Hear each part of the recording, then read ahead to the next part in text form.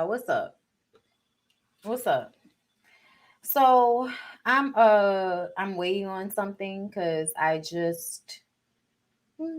trying to sign into my Instagram from another browser. So I'm waiting on them to send me a code and then we can jump into it or whatever. But I did want to talk to y'all. I need to get another authentication app. I wanted to talk to y'all about the whole Prince Ella Charleston White situation. I don't know if y'all would want to do that. Because I probably wouldn't do the whole thing, but just some like main moments and kind of scrub through it. Just so y'all could see, the content and what it's about and kind of just discuss it.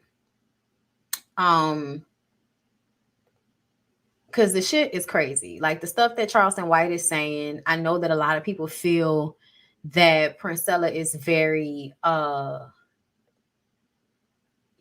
they feel like she's a shock jock. They feel like, she is very extreme. And oh my god, I need another fucking code. They are exhausting with all of these security codes. Like I just put one in, now I gotta put in another one. Yeah, she says things I feel like that a lot of people, but I feel like if you have critical thinking skills and you really like think about what she's not saying anything wrong.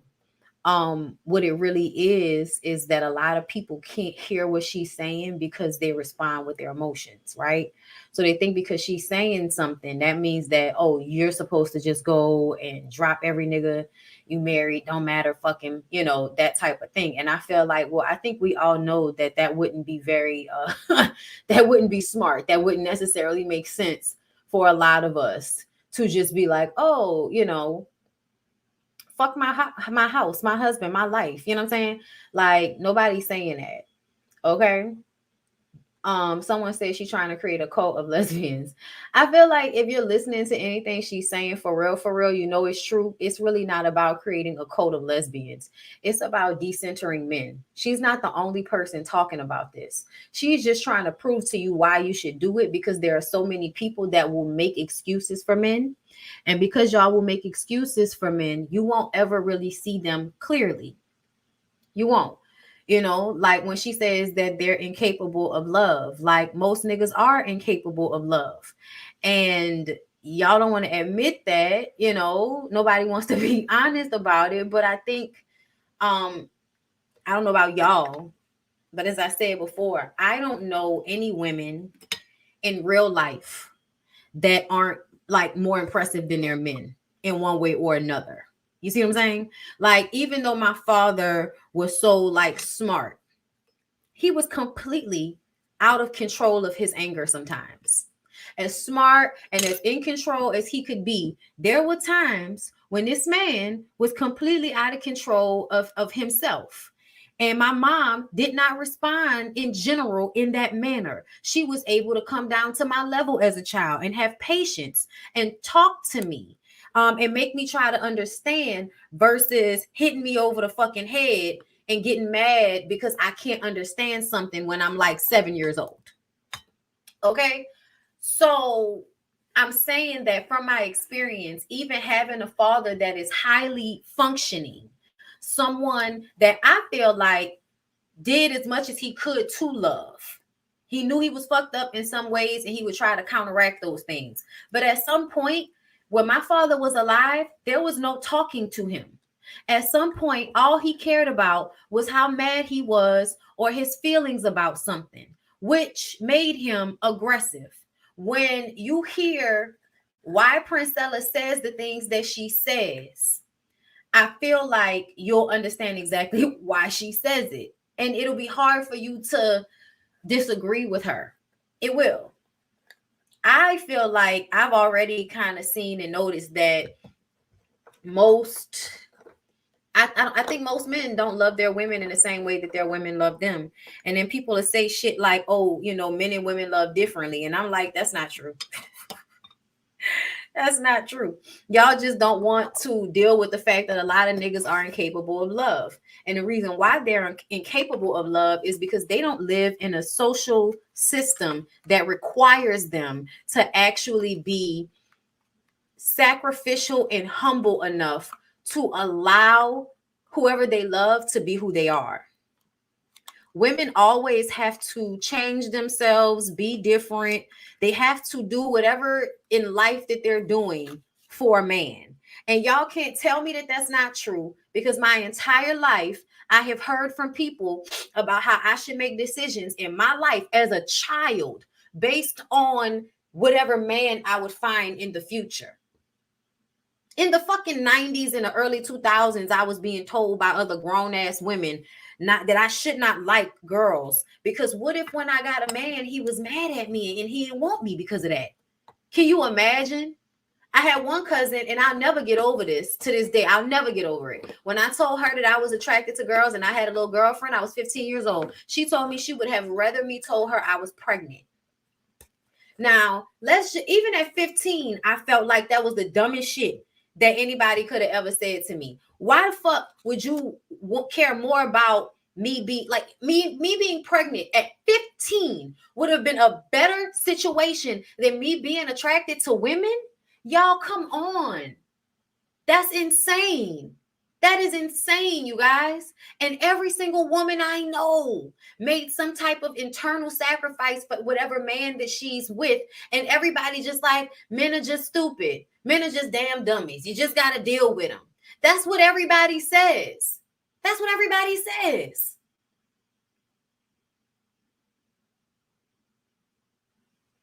I'm going to keep it a buck with y'all. I feel like I know that I'm loved because I'm able to be who I am. Even if it isn't always the most comfortable thing, even if it isn't always what my husband would prefer,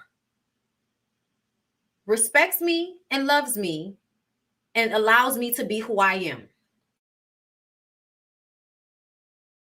Like, in respect. To me, that signified love. I still know for a fact that I am going to be able to do more in our relationship. I still know that. I still know that because he's outside and he works the way he is, I'm going to be more responsible in this household. So glad I don't have a fucking kid. So glad. I enjoy my peace, y'all. I can't even tell y'all. Okay? But I'm just saying, like, and I think that he would love and care and be nurturing and all of those things if we were to have kids, y'all. Just to be clear on that. I don't feel like I would be doing it by myself. But I'm already recognizing in the 13 years that me and my husband have been together that there are certain things that I have to be on top of when it comes to him.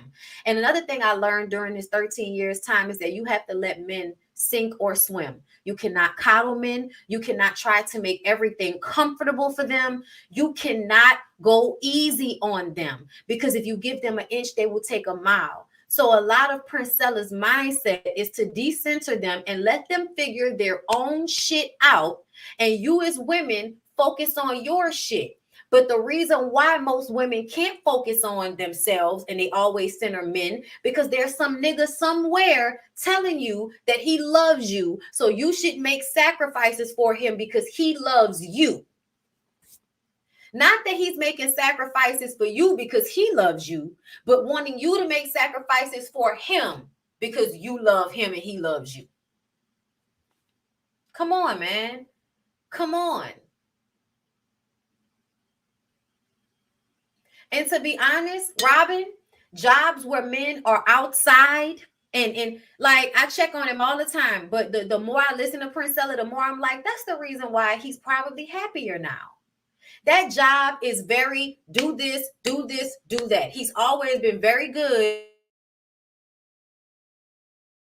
He's good at that. Make mistakes every now and again, but for the most part, was just like me when it came to work ethic, trying not to make the same mistake more than once. Beat yourself up if you do. Okay? So when he's out getting all tired out by the heat and all of that, and he come home and he gets to just take a shower And sometimes he might cook me something to eat, and sometimes I'll cook him something to eat. Like, that's what he's supposed to do. He's supposed to be going out there in the world, moving around, being fucking hot, going through physical torment to make money, to pay our good health insurance, and then coming home. You know what I'm saying? That works. Okay. And a lot of men that work outside are, you know what I'm saying, sometimes that's why a lot of dudes will have they cut grass for a living and shit like that. They do landscaping, they do construction, things that require them to do this, and that, to work with their hands or to pick shit up or to be outside, but work off the testosterone is the main thing. Working off the testosterone. Okay? When you give, her whole thing is that you give niggas too much. And when you give them too much of what they need and you don't make them actually work for anything, they don't value anything. And that is true, y'all. In our whole society, like, look at the way everybody responds. You can't critique any man online without somebody telling you you're wrong for critiquing him. You can't tell any woman to have self-respect and not make all of these like public humiliating sacrifices for these men, and people will be in the comments telling you that, oh, but you, what about your man? He dog you out, so what's the difference? That's how they'll be. So I feel like if you can listen to somebody's commentary with critical thinking and apply it to your life, or don't apply it, that's fine, whichever you choose. You know what I'm saying?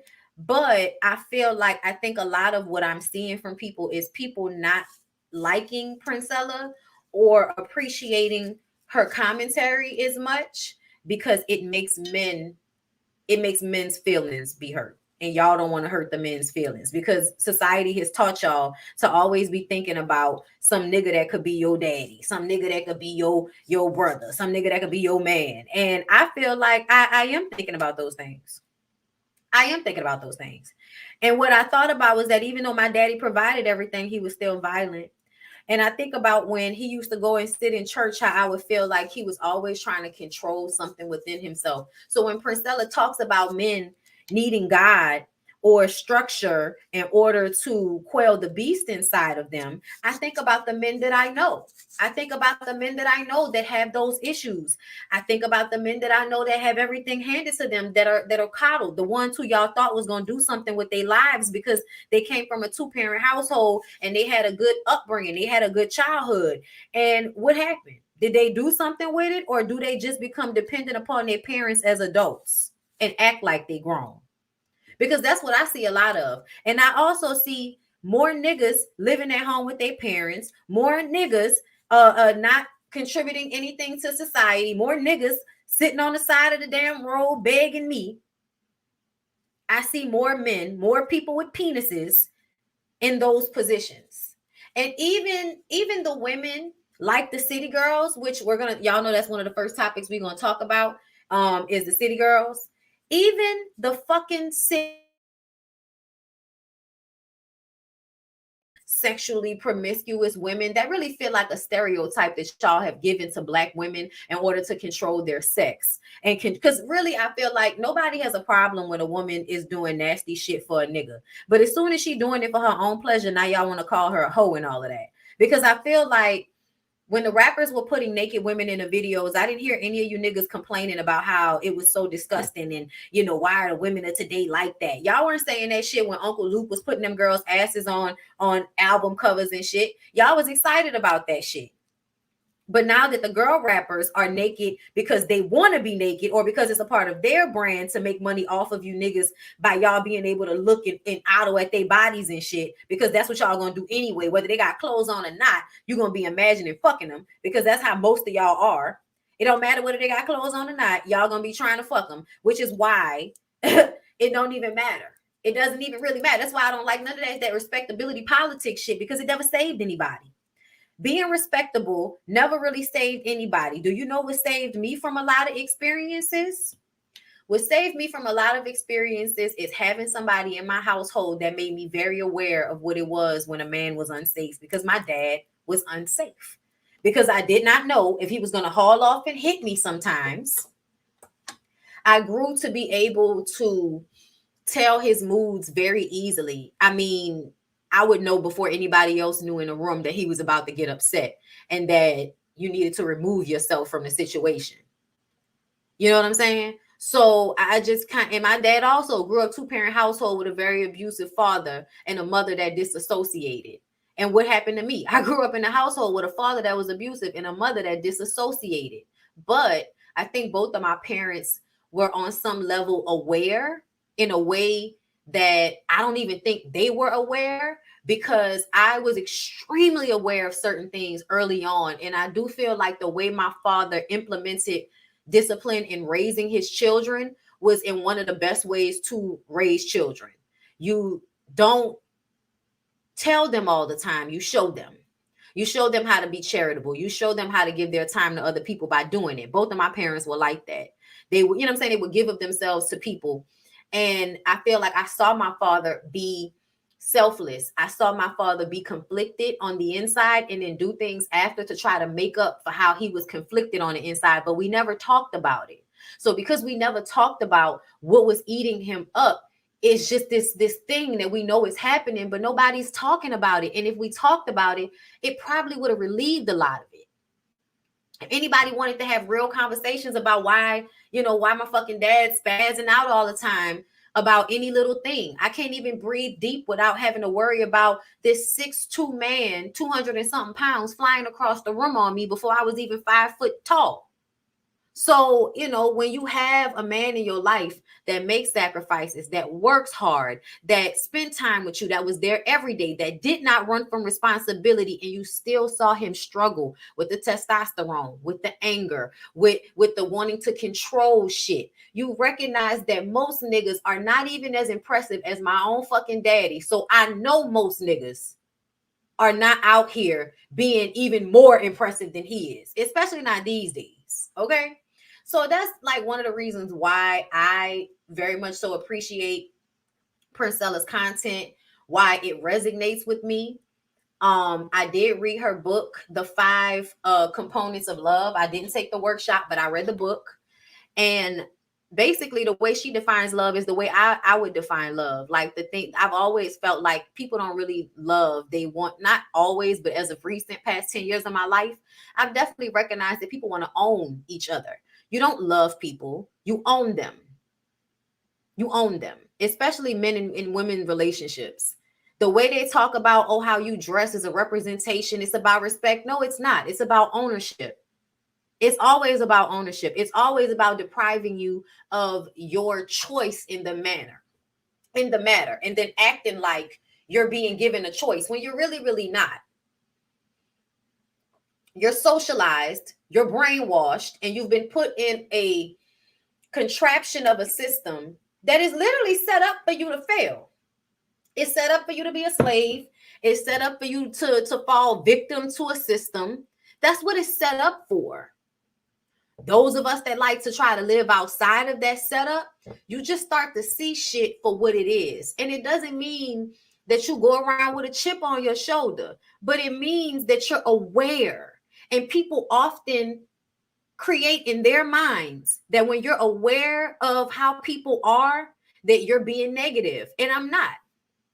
My own husband will say that I give the men a hard time, but then he'll turn around and say, these niggas really ain't shit, babe. You're not wrong. Okay. So like, I'm just saying, I feel like even my dad gave me the game on. He would say all the time, ain't none of these niggas gonna love you like me. Ain't none of these niggas gonna love you like me. And that was a controlling thing to say. But he's the only person that could say that shit, because he was the only person that was there every day, that never tapped out, that never didn't do what he was supposed to do. He controlled, he used money, he used access to manipulate, to control all of those things. So did he really love us freely the way he's supposed to? No, he didn't. And we suffered for it. This is why most women tell you that they will never get married again. I was listening to Roxanne today on live talk about how she probably would never get married again. I'm like, most women would never get married again. And do you know why we would never get married again? Because most of us don't want to admit it to everybody, but we know we're pulling more than half the share. We know we're doing more than half the work. We know there are times where we look at the men and be like, you know, you're just so damn dumb. What the hell? But you love them. So you feel like this is your lot in life to carry these niggas on our backs. For real. And I just kind of feel like if that's what you choose to do, then do it with a clear mind. Do it with the true understanding of the transactional relationship that you're having. That way you don't get disillusioned and make decisions that are not in your best interest, but in the man's best interest. I just want everybody to be clear. And I feel like her commentary on men being incapable of love sets you up to be clear on things versus, oh, all niggas ain't shit, so I'm just gonna be like, fuck all men. That's not really possible for us to be like, fuck all men right now. We're not in a system where we can just all of the women just kick all of the niggas out. But the first thing we can do and we have to do individually is to stop centering men in our lives and in our decisions. They can be a component, they can be a factor. They cannot be the deciding factor in your life. They should not be the deciding factor in your life. And we, a lot of the times, are not clear on when we're doing that. We think, oh, I love him, so I'm making a decision for me. But are you really? You have to ask yourself that. And you should always, and this is something that people used to make me feel bad for, but now I don't feel bad about it. You need to ask yourself, would he do the same for you? Anytime you do something for a nigga, you need to ask yourself, would he do the same for me?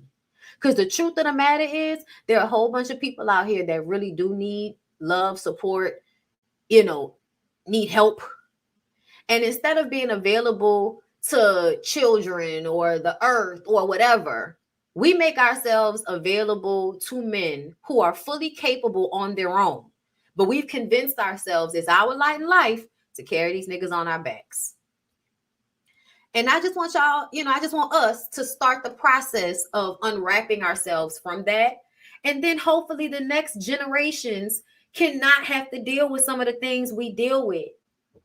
Maybe they won't have to have some of these same conversations over and over and over again if they already know what it is off rip. And as most of these niggas can only be used for certain things. And you should use them for certain things, but do not ever in your fucking life take your good eye off these niggas. I'm sorry, y'all. I'm not taking my good eye off nobody. You have to prove to me all the time that you are worthy of what I am giving. Because back when I used to give it freely, motherfuckers took advantage of that. So now I'm always doing checks and balances in all of my relationships to make sure that the people-pleasing, trauma-abused little girl in me is not doing things out of fear of rejection or abandonment. That's my TED Talk. So let's go ahead and get into it because I didn't talk y'all ear off, okay? But it's 144 people in here, so that means most of y'all are here. So let's go ahead and get into it. Come on in, come on in, come on in, not come on in, not come. Sorry, y'all. Y'all know I'm weird. Whatever. Hey everybody, what's up? It's your girl BondyBlue. So let's go ahead. Hey everybody, what's up? It's your girl BondyBlue. Okay, follow me on Instagram and let's get into the video, right? Okay. So, y'all, I love this picture of the City Girls. They're so beautiful to me. Okay. I love the City Girls. And I tell y'all, I like what a lot of the women are doing in their music. It's not about their music a lot of the times. It's like, can you afford me, nigga? You know what I'm saying? Like the City Girls are the women that are trying to deal with the niggas at the bottom, right? The men at the bottom of the societal pyramid, the men at the bottom, lacking in education, lacking in self-control, having a whole bunch of babies, criminal-minded, wreaking havoc on Black communities. You can't tell me no different because most of the niggas in New Orleans like to steal people cars, okay? So every time you turn around, it's a gang of teenagers whose mama don't own a house on a fucking block, terrorizing everybody. Okay? It's a huge issue here in New Orleans, the crime of young black men. Just keep it real with y'all. Okay? So these are the young women that grew up alongside those niggas. Okay? Because I feel like New Orleans and Miami are a lot alike. And I would just like to showcase how even with being at the bottom, as these young women were, the system that they grew up in, Dade County, growing up struggling, scratching and surviving good times, and still, here they are. Here they are, a better version of themselves now than they were a few years ago. Being able to take care of their children, financially supporting themselves, not living in the slums, okay? Getting themselves to a place of access, creating something out of nothing, and still taking care of their kids. I'll say that again, because I don't think we heard anything about JT not being a good mom. I'm sorry, not JT, Young Miami, because Young Miami has 2 kids. JT doesn't have any kids. Thank God. Thank God she doesn't have any kids, because she's over there in an abusive relationship with Lil Uzi Vert. And you can't tell me no different. Just because the nigga is little does not mean he's not abusive. Normally, little niggas actually are abusive. They get angry. Okay? They get angry. They like to get physical. They like to talk down to you, especially. I mean, honestly, I'm going to just keep it a buck. Most men that have formed an ego around a career talk to women like they're disposable. He might come up behind it and beg you for your forgiveness, but he's going to have a moment where he shows complete irreverence for you as his partner. There's going to be a moment where he does something and you like, is this nigga talking to me?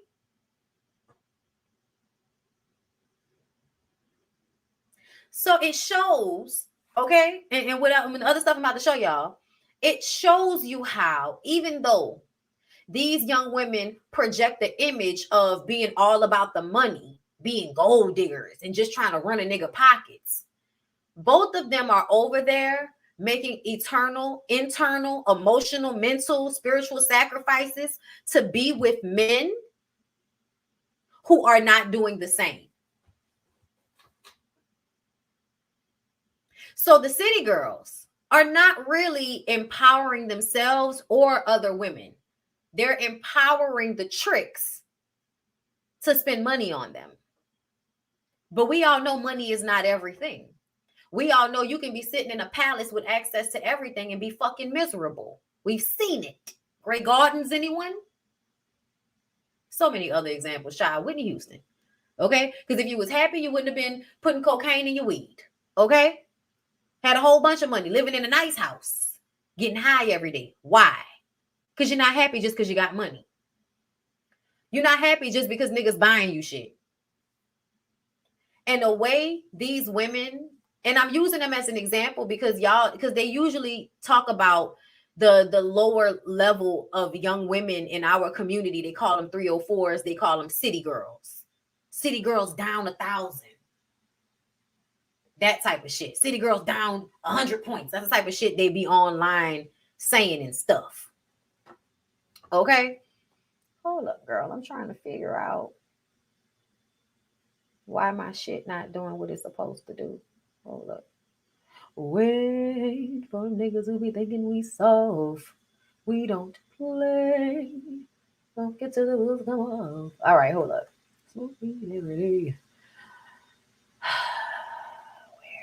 Where did it go?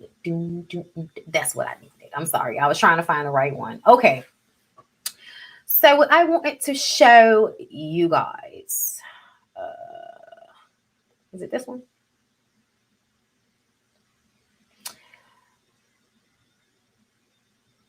Oh, no, this is not the first one I want to talk. That's not the first one, y'all. Hold up. Let me get the first one that I want. Can you up for me, nigga? Okay, so let's start here. Hold up. Stop sharing that one. Let's start here.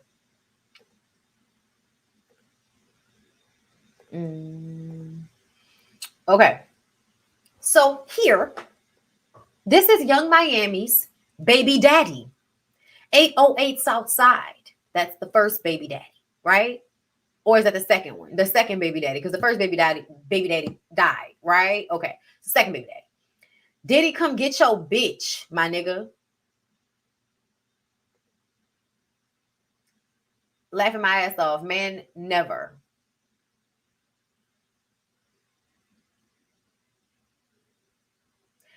You know, I need to understand why this is funny. I love Miami too, but y'all be clear. She obviously was doing something for him to even post this.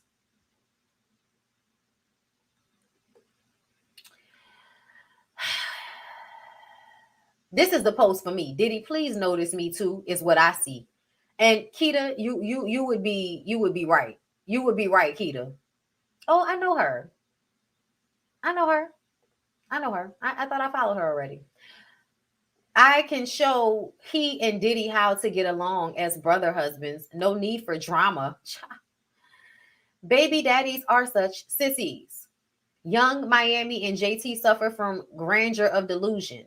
They talk as if they're top notch and they got more than this woman. Carisha even said one time Diddy would never date women like us, but every man you've been associated with has dogged you or downplayed you. They need to stop rapping and go to therapy. I agree with that one. That was a smart one. And that's the point that I'm making, that the girls are out here faking and fronting and using these niggas' dicks and money to make themselves feel better than the next bitch, when no, you're not better, honey. That's why you're getting treated like shit, because they all treat all of us like shit. It doesn't matter what you do. I'm gonna keep telling y'all this. If a man will disrespect any woman, he will disrespect you. It is just a matter of time and a matter of conditions. That's it. I don't give a fuck what Carisha did.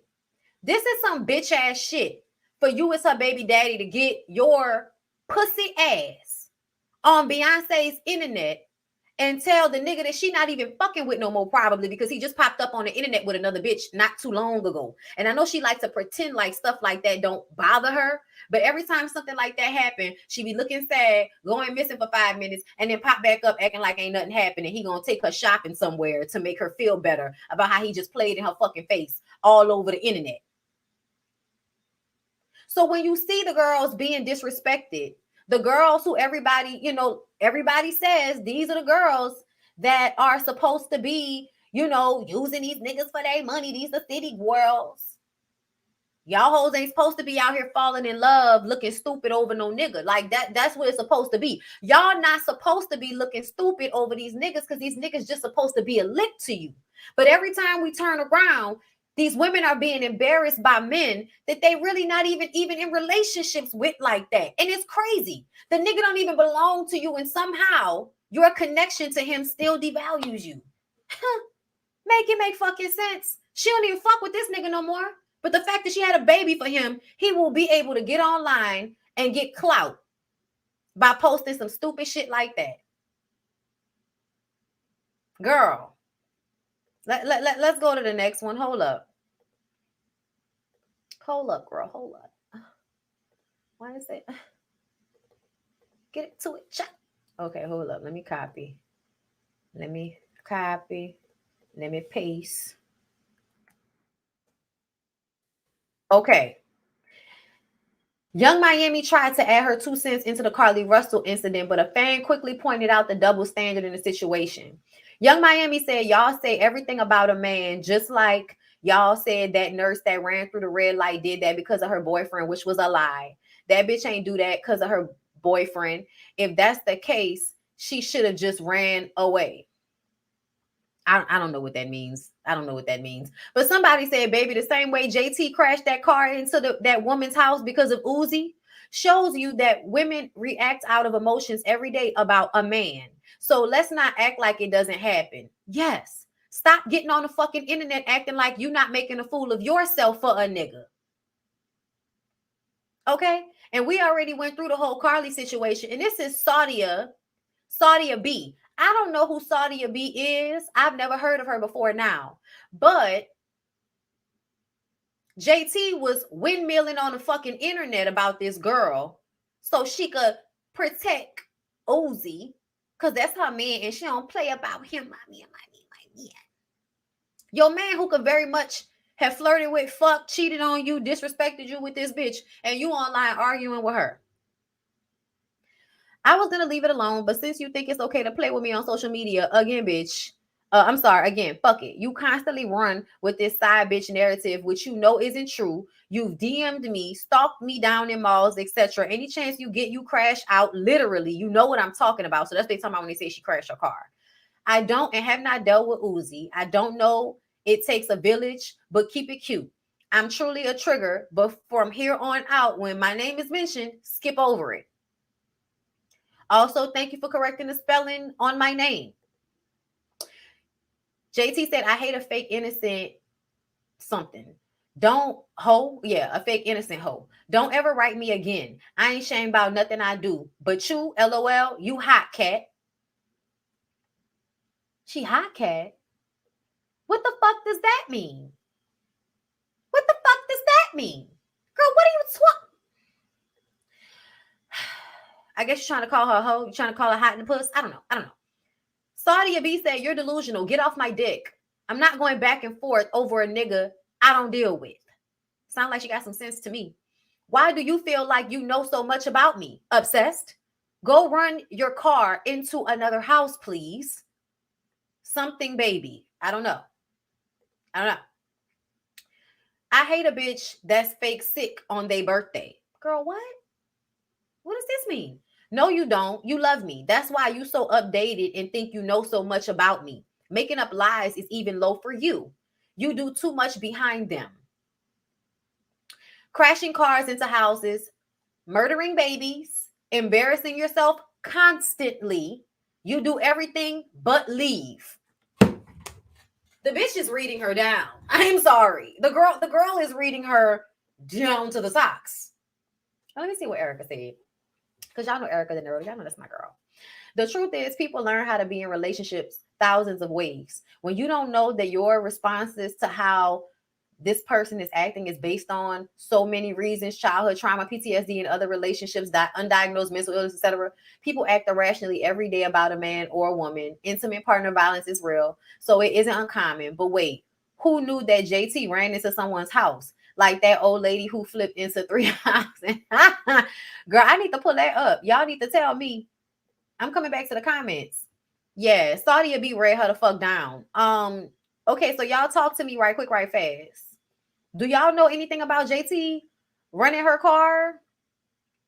Do y'all know anything about JT you know what I'm saying, running her car into a bitch? Do we know anything about that? Y'all let me know, girl. Y'all let me know. Hold up, because I feel like I'm about to look that up. Hold up, I'm about to look that up over here. That way I ain't gotta pull it up. Hold up. Girl, hold up. Wrong keyboard.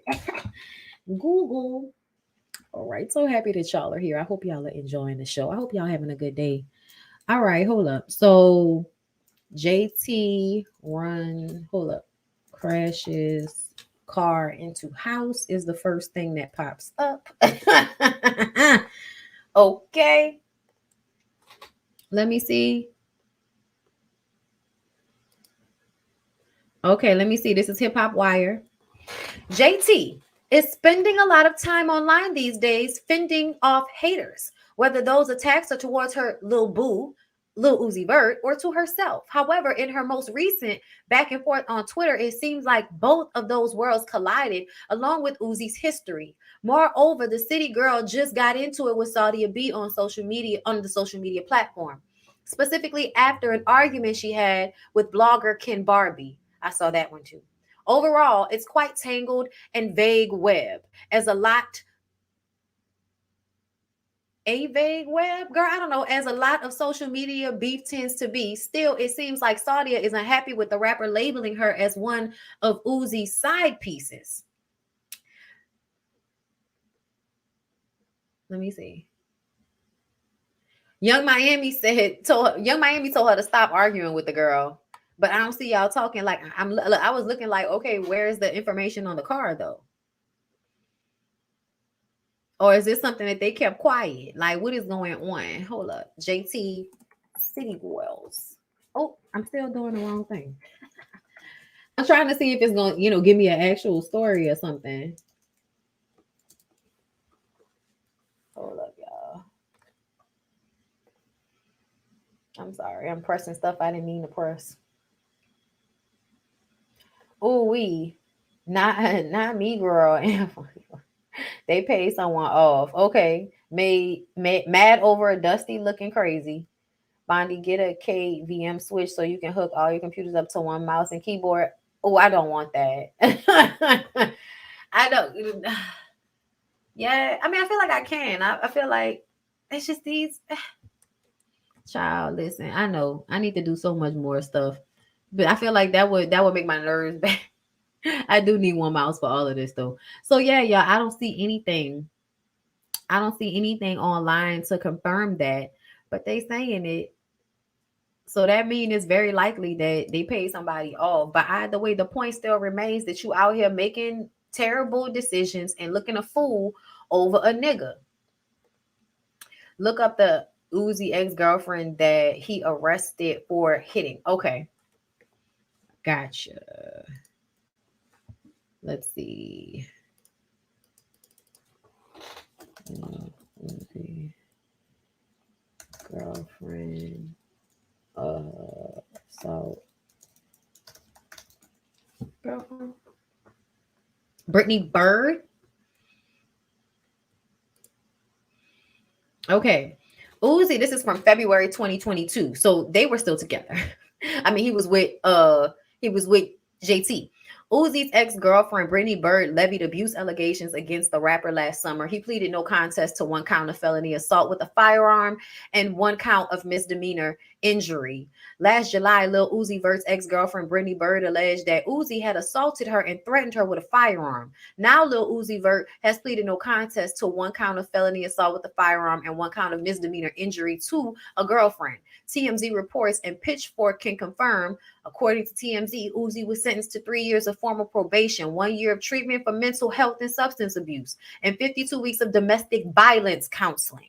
He must also pay restitution and comply with a 10-year criminal protective order.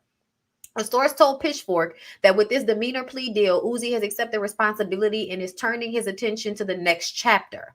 Last year, Bird alleged that Uzi assaulted her in West Hollywood. She claimed that he put a gun to her stomach and then struck her.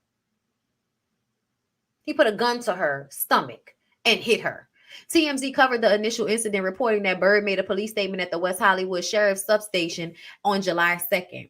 TMZ's latest report states that Uzi entered a plea bargain after prosecutors charged him with 3 felonies: assault with a firearm, criminal threats, and domestic violence. So he threatened her as well as one demeanor charge for carrying a loaded firearm. So the fucking gun that he put to that girl's stomach was loaded. And this is the man who y'all feel like she need to stick beside. This your man? This your man? She was pregnant. This your man. This your man though. Let me see. Following reports that Lil Uzi Vert allegedly assaulted his ex-girlfriend Brittany Bird last week, Brittany has spoken out via social media. On Wednesday, July 7th, Uzi's former longtime girlfriend tweeted, "Don't say y'all protect Black women, right? I'm a Black woman." You can see the tweet below. Over the 4th of July holiday weekend, additional claims surfaced on the internet in connection to the physical altercation between Brittany Bird, Lil Uzi Vert, and St. John in Los Angeles, West Hollywood area, July 2nd. Brittany's manager, Brianna, whose last name was not reported, told the Shade Room that Uzi assaulted his ex, leaving her injured and requiring medical attention. The manager went on to say that her client was having a midday meeting with St. John and director James Samuel at Dialogue Cafe near Sunset Boulevard around 12 p.m. on July 2nd when Lil Uzi Vert arrived in a Cadillac Escalade, hopped out to confront Bird. I remember this.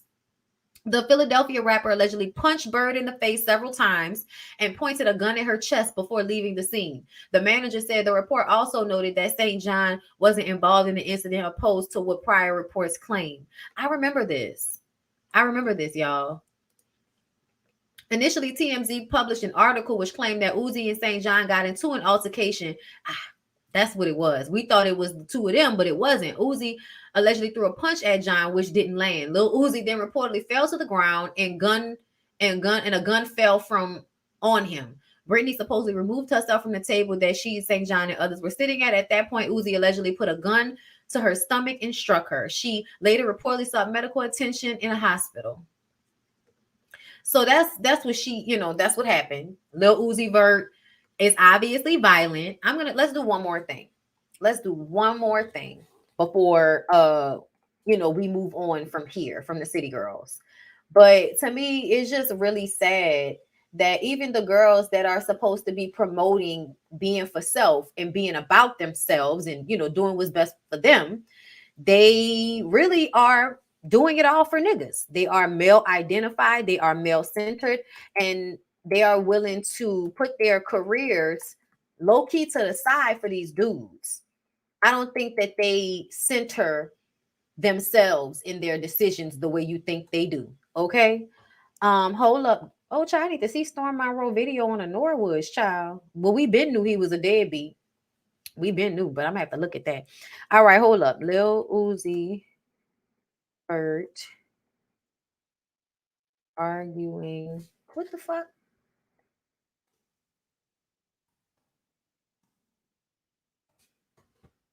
Let's see.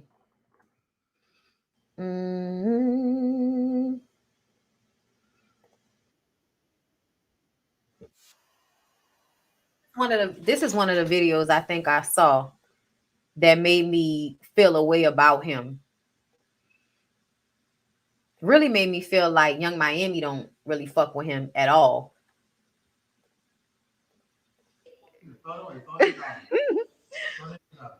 So I cannot tell y'all.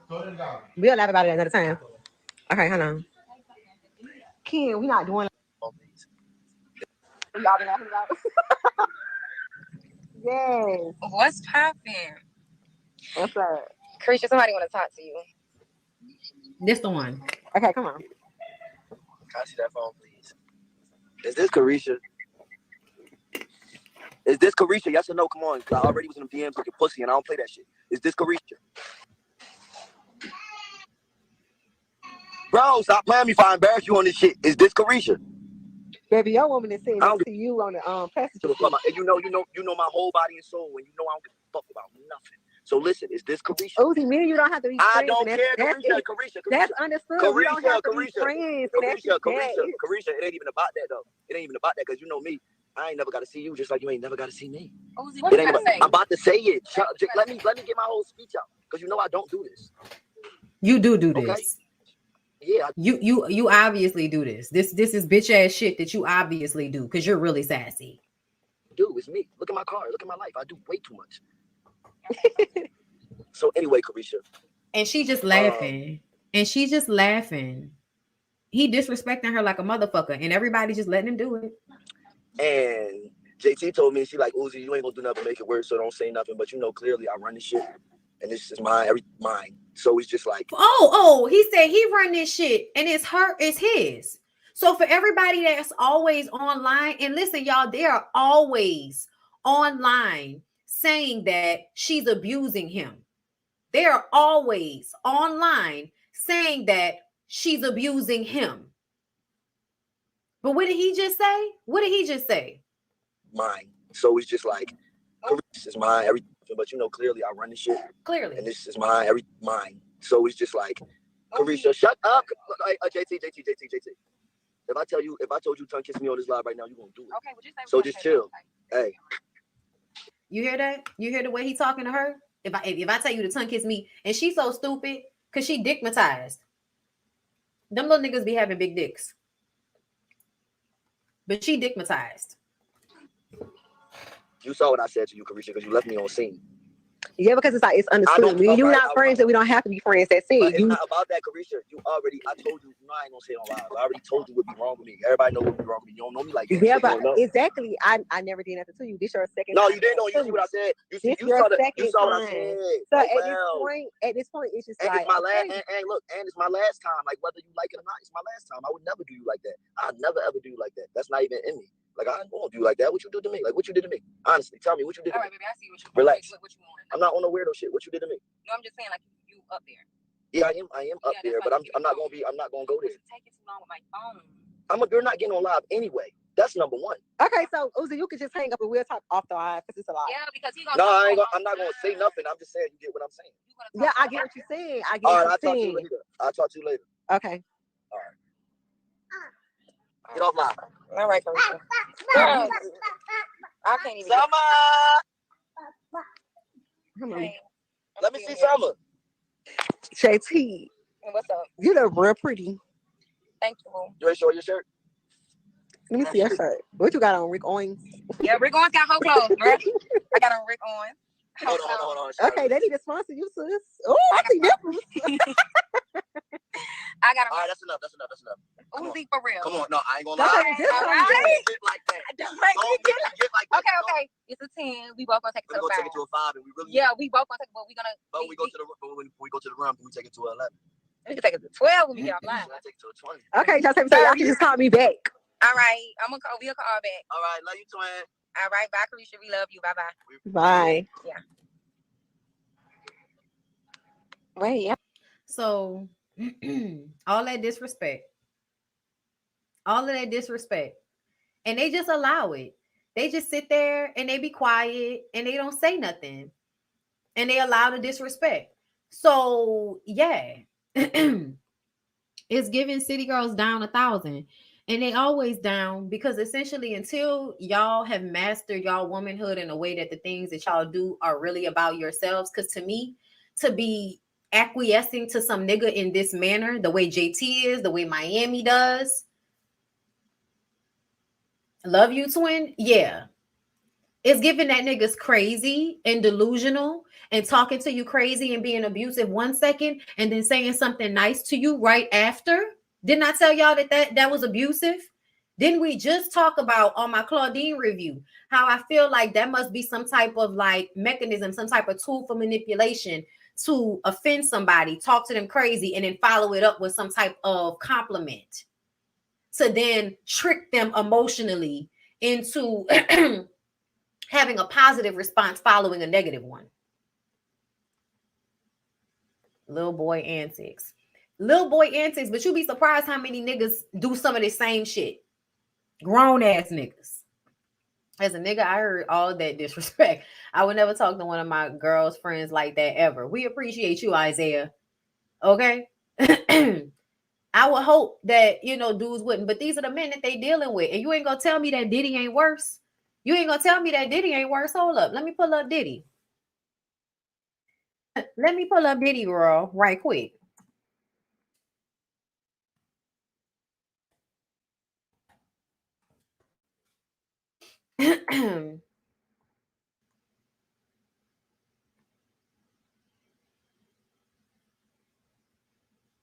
Let me see. Hold up.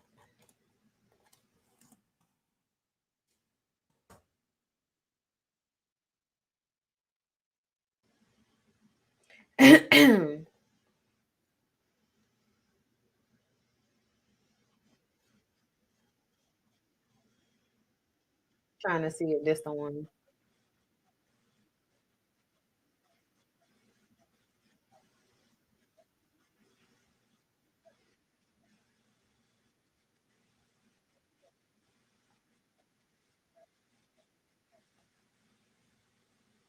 This the one.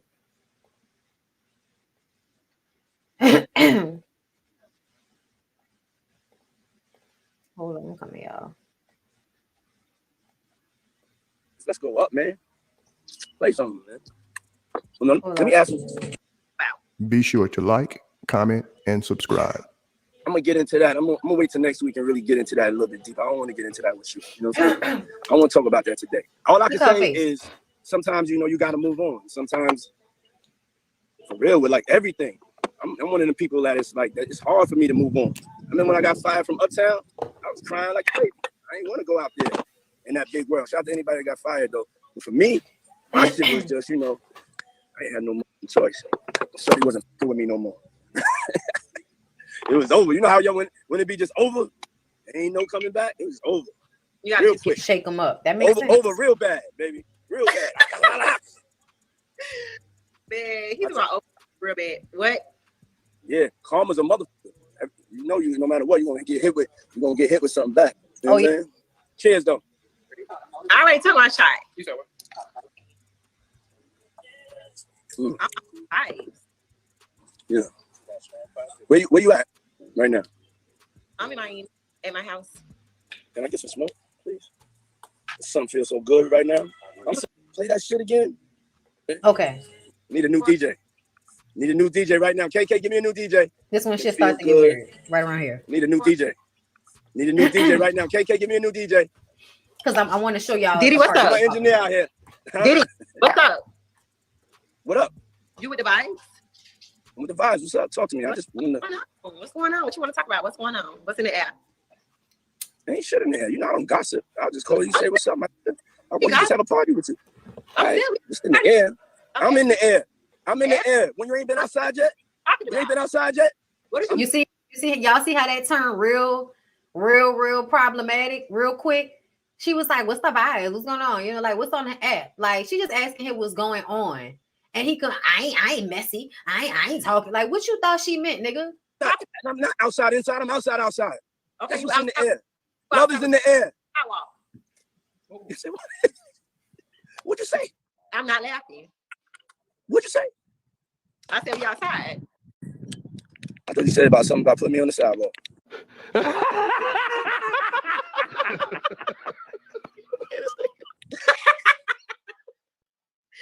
was like, you ain't the boss of me, girl. Oh my God. I'm on the sidewalk, though. I ain't gonna lie. It's rough out there. Exactly.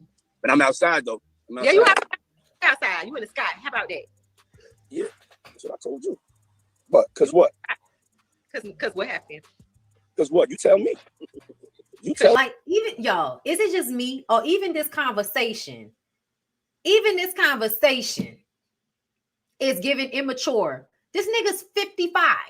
This nigga's too old to be sitting on the phone with a 20-something having this type of old nigga interaction with her. Oh, me. You tell me what the fuck is up. You all right. Tell me what's going on with you. It's Friday. I'm sitting here getting. I'm in glam. I'm they ain't got nothing to talk about. I'm always working, so I got a show tonight. Where your show at? Where's your show at? In Miami. Oh shit, that shit gonna be lit. Yo, everybody in Miami, when y'all see Young, when y'all see Carisha and JT, I want y'all to turn up extra loud. Business, you know all business. Get the vibes up, lift up the frequency. Just saying shit. Just as low vibrational as they want to be. What are you taking? You looking gooder than a motherfucker right now. I think it's the sun or something. I don't know. Back the camera up. Let me see you. Now she got to stroke his ego to get his attention back. She got to stroke his ego so she don't upset him. Do what? Raise the camera up? Let me see. You look good. Okay, sure. You can get all that work. Ooh, yes. Ooh, okay. Yeah. And then you own some shit. You know? Yeah. You gotta own some shit. I don't want to hear nobody talking about they don't own no shit, baby. You know, don't pop no big shit over here. And you gotta own some shit. Everybody gotta get to getting some real estate. Yeah, let's pop off, man. Let's be big. Let's be wealthy. Let's go. You know what I'm saying? Just running his fucking mouth. You need money wisely. I'm just in my bag. I don't even know what's up. Yeah, it's old. Yeah, I'm feeling you right now. I'm feeling you. I'm feeling the view. Okay. Everything. I'm just feeling you right now. I'm liking what I see. Congratulations, though. I'm definitely feeling you. We got together. A lot of people don't know this is like 2 years ago. I had offered you Carisha, please. But not 2 years ago. Whenever you was on Respectfully Justin. You know what I'm saying? And I ran up. A year ago. You said what? That was like a year ago. Yeah. Yeah. Ran up on you. I was like, yo, you a superstar. You know what I'm saying? And so, you know, a lot of people, we didn't get to that in the interview. That's how we. So, and we can end it right here. But the point that I'm making with this video is just sitting here listening to this conversation. You can, like, I don't know about y'all, but to me, it's manipulation.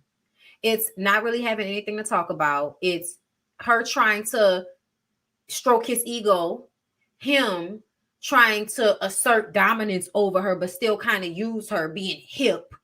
You know, your old ass nigga on here trying to be hip and shit. Trying to show us how you didn't save Carisha, please. Boy, bye. speaking of her podcast, where child, hold up, that moved so quick. I don't know. She'll probably be back soon. He said, congratulations, because I'm feeling you. Yeah. Like, come on.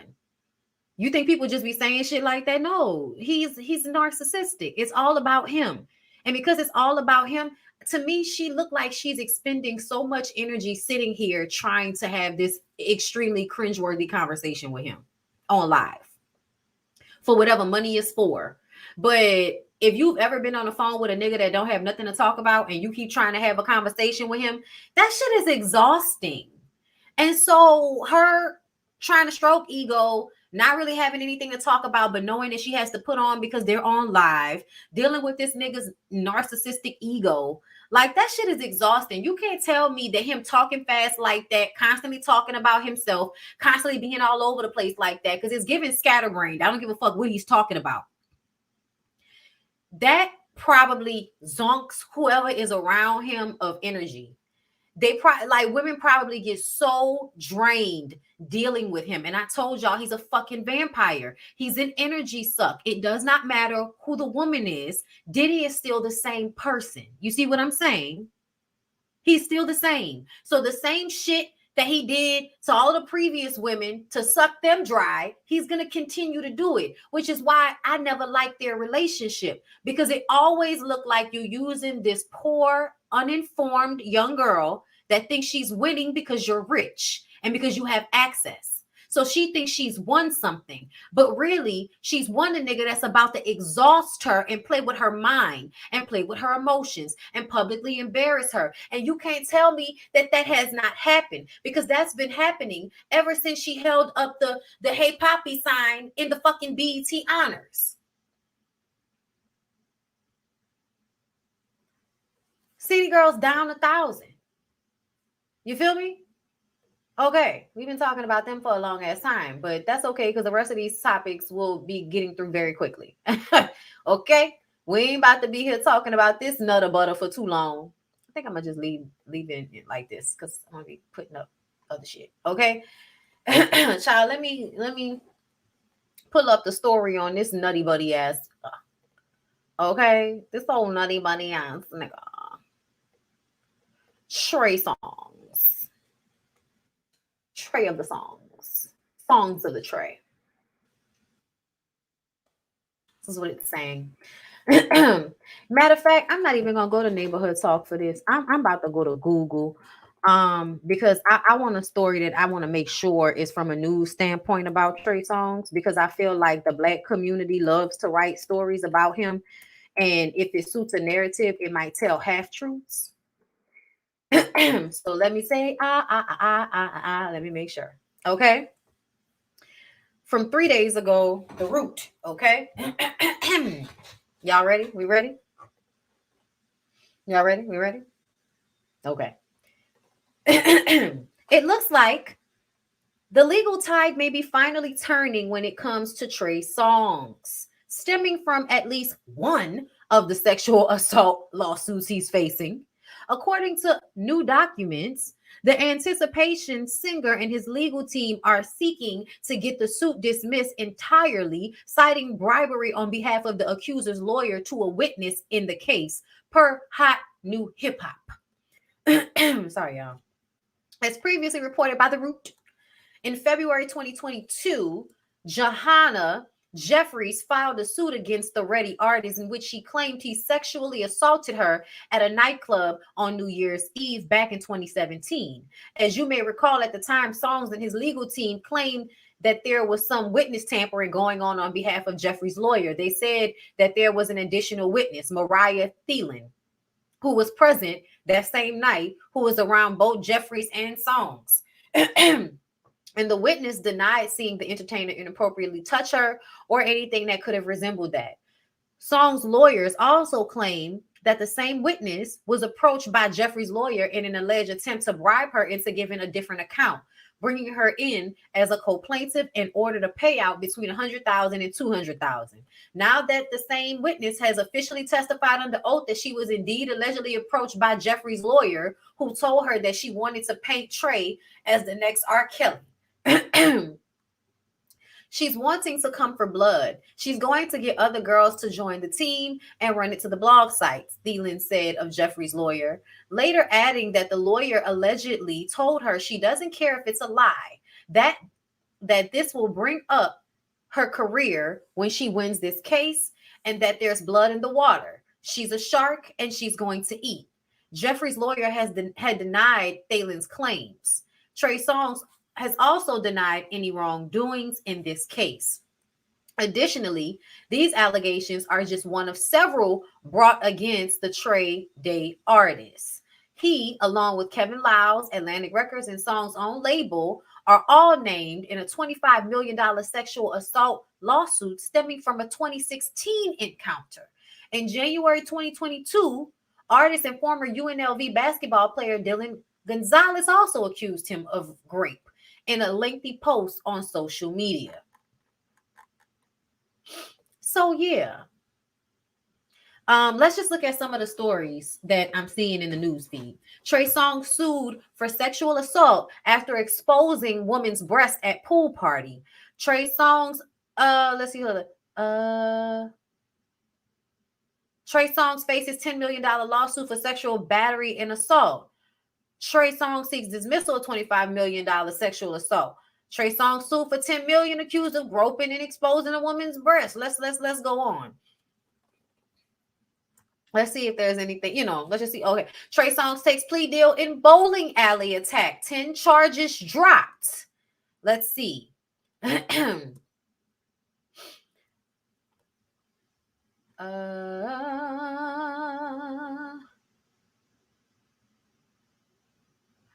Trey Songz sued for sexual assault over 2013 incident. Hold up. Let me go back a little bit further. Let's see. So basically, what I'm seeing is that there are a number of sexual assault cases with Trey Songz dating back to 2013, which was 10 years ago. So for the past 10 years, he's had repeated encounters, leaving people suing him for assault or sexual assault. That's what I'm seeing. And that even if this woman was trying to use him to get on for clout, if she was trying to pay people to lie, I feel like it's because they know it's true and there's no evidence and they keep paying people off. I don't know how, but it seems to me that that's way too many cases just over the past 10 years for me to view this one case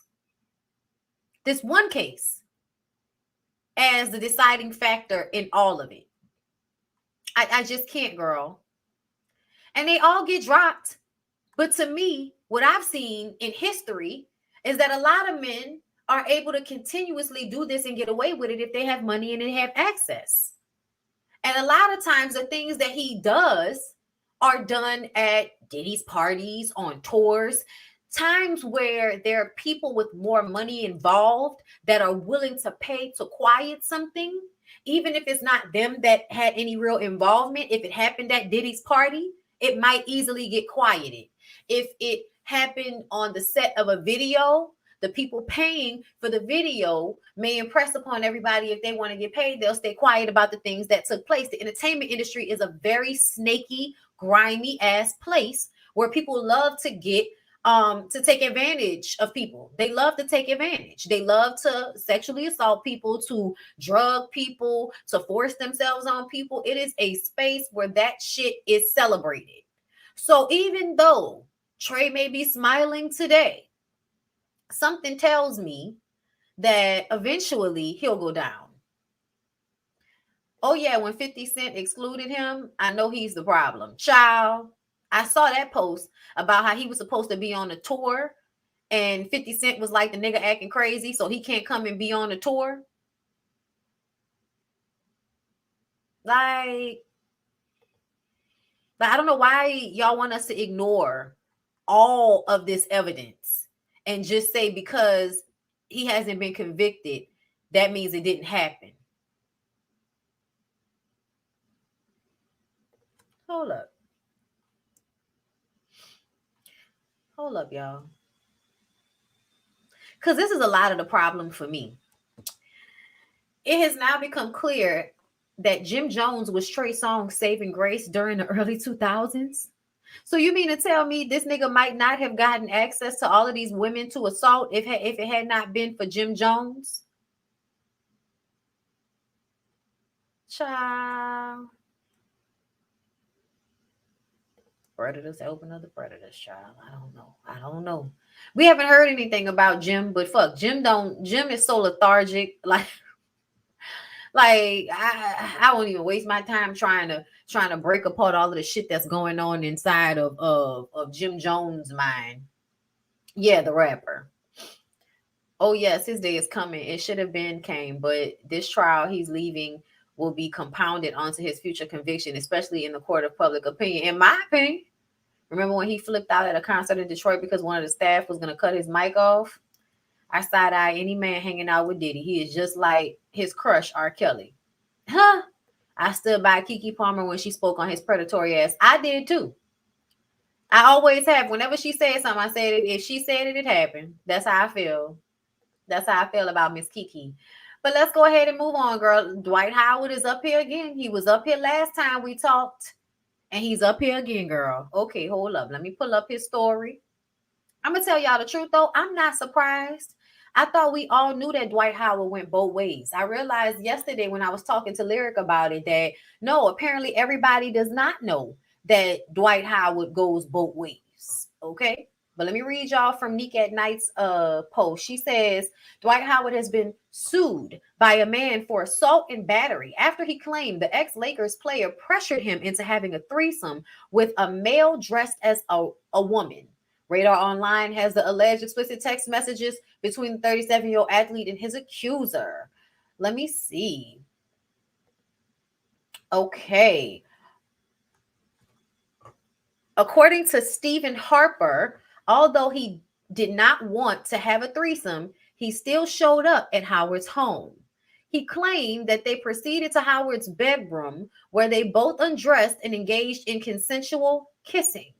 Harper stated that they spoke for approximately 40 minutes before Howard steered the conversation back to one of a sexual nature. Harper recalled noticing Howard on his phone texting someone.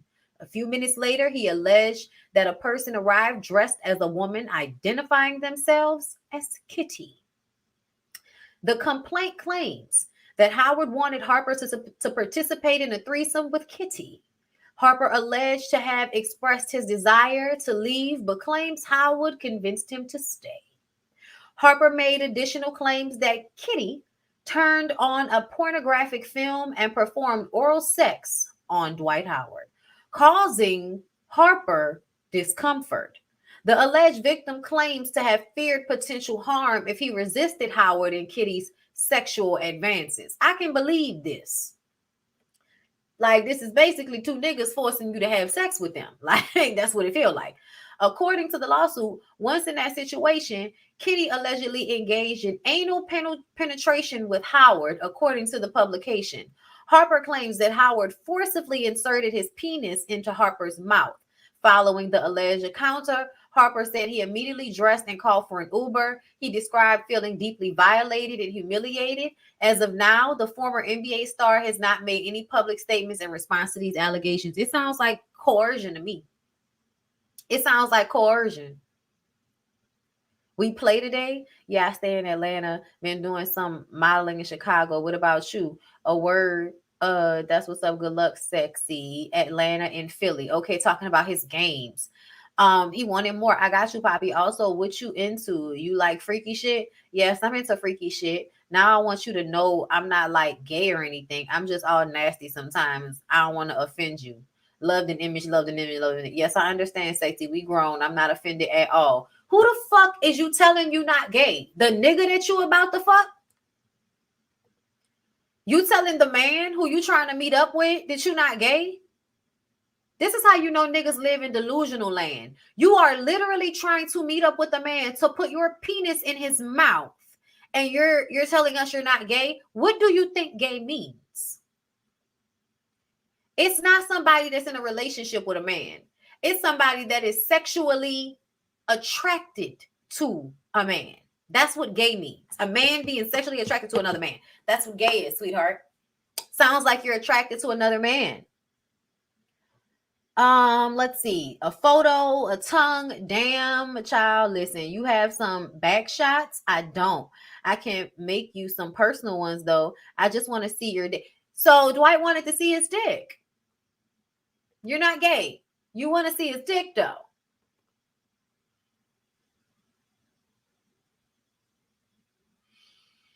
Now going back to the claims about Howard's son molesting Royce's boyfriend's son. Now shit is coming together. His dad did something to him, or he's seen dad do something with another man. Stop playing with me. I don't know. Because Roy said that Dwight left their son in the care of someone that assaulted him. So I don't know about him being secretly gay having anything to do with the son. But either way, I feel like Dwight Howard is a dad for the gram, a dad for a day.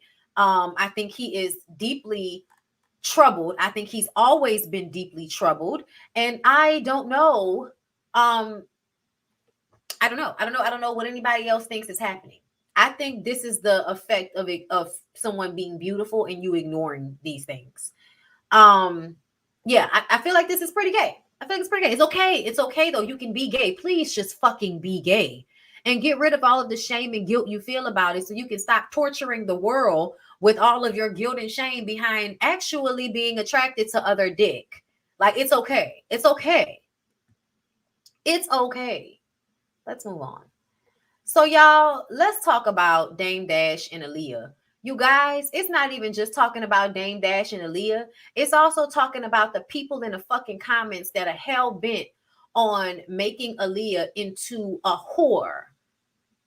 Yeah, you heard what I said. Making Aaliyah into a whore, girl. Aaliyah. I don't know if they weren't alive when she was alive.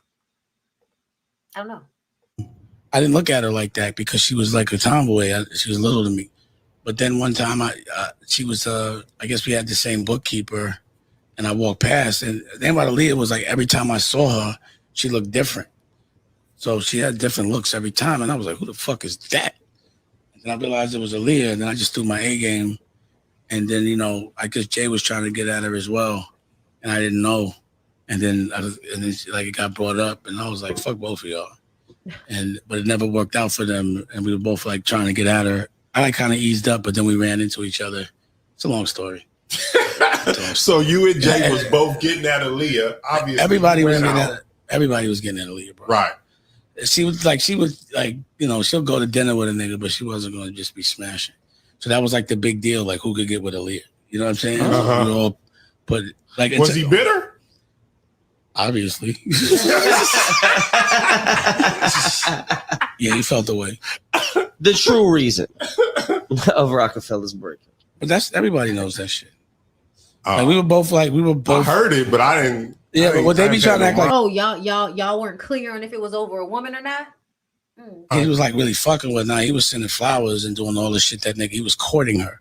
So we were both going hard, and we ended up in the same house 4th of July. So we were. For some reason, this day. Wait a minute, you, Jay, and Aaliyah ended up in the same house. Yeah, that's funny. So it was like one day it might lean toward him, and then it'll lean toward me. But I was just on fire that week. Like I was just everything I was saying was funny. You know what I'm saying? It was like, and I remember coming downstairs, like you know, it happened. He was like, like, you know, this is going to be hard for me because he was throwing because like you know his friends were laughing at him. I didn't look at her. I think he's always looking for an opportunity to make himself look like the bigger man than Jay-Z, but he kind of ends up making himself look crazy. Let me read y'all some of these comments. Now, this is the one that makes sense for me. The more I hear these stories, the more I hear about these grown-ass men preying on young girls. That's literally all I hear. And I'm with that person. Because let's not forget the age difference, okay?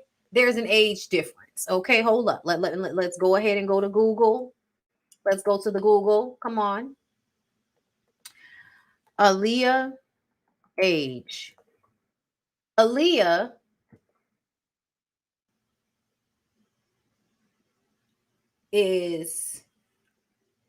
would have been 40, what is it, 2023? She would have been what? I can't count, y'all. Help me. She would have been 40 something years old right now, right? Early 40s. Jay-Z would have been 53. He's 53. Okay. Jay-Z is 53. Aaliyah. Okay, hold up. Because y'all know they don't have when she died. They only have the age of when she died, not how old she would be now.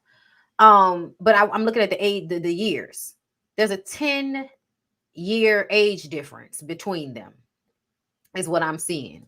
So when she died, she was 22. That means he was 32. Okay. And we know that they were courting her probably when she was like 19, 20. So when she's like 19, 20, you're like 29, 30, and you're courting a teenager. Okay. I mean, honestly, the 10-year age difference with people in the industry isn't that bad sometimes, but this absolutely feels like a whole bunch of niggas trying to gobble this woman up. Okay. But this is one of the comments that really upset me. I've been telling people this for years. I was there. Aaliyah was with Jay first. Now check those people's ages, and that's what happened to the Jay and R. Kelly tour and why it didn't happen. We love Aaliyah. We do. But baby girl has some miles on her.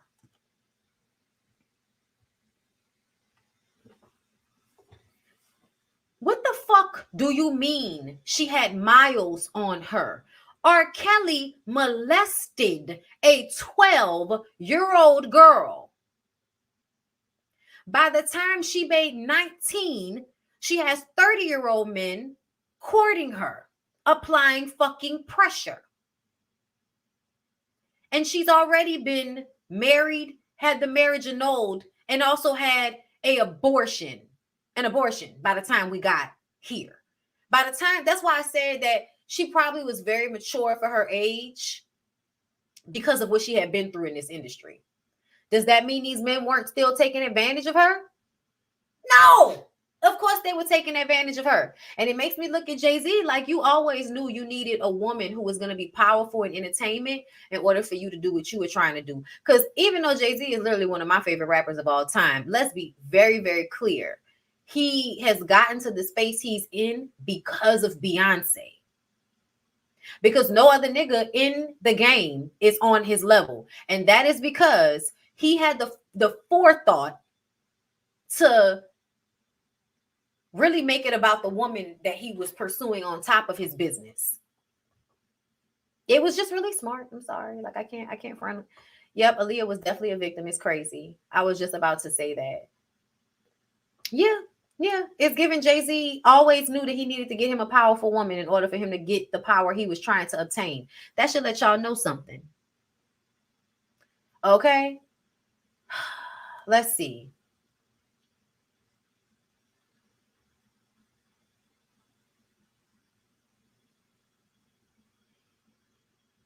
Aaliyah was active.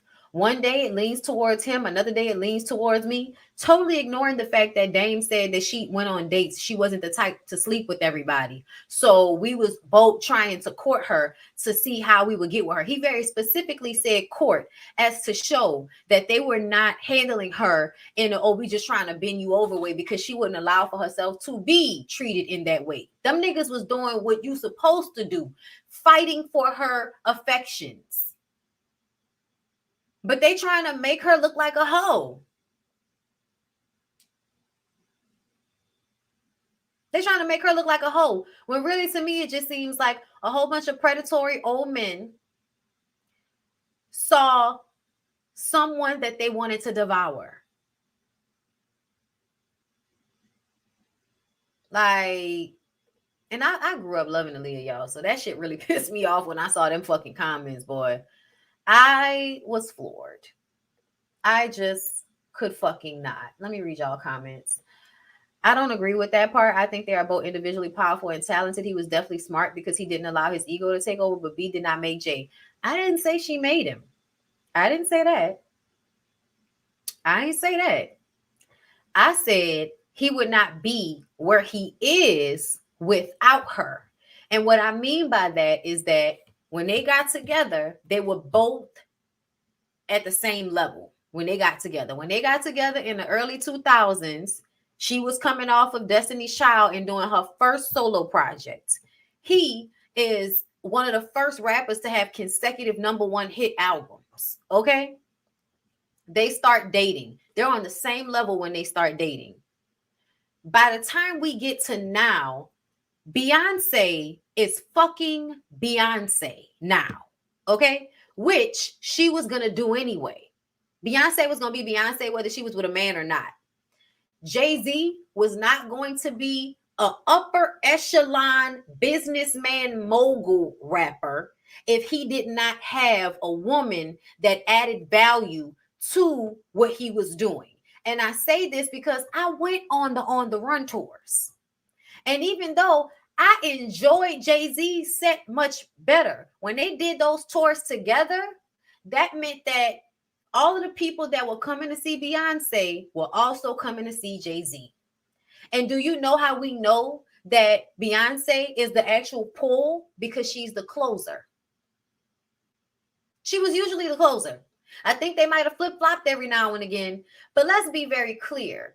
Beyonce, being a light-skinned Black woman with singing talent and a beautiful body, is able to position herself in mainstream media in a way that most rappers are not going to be able to do.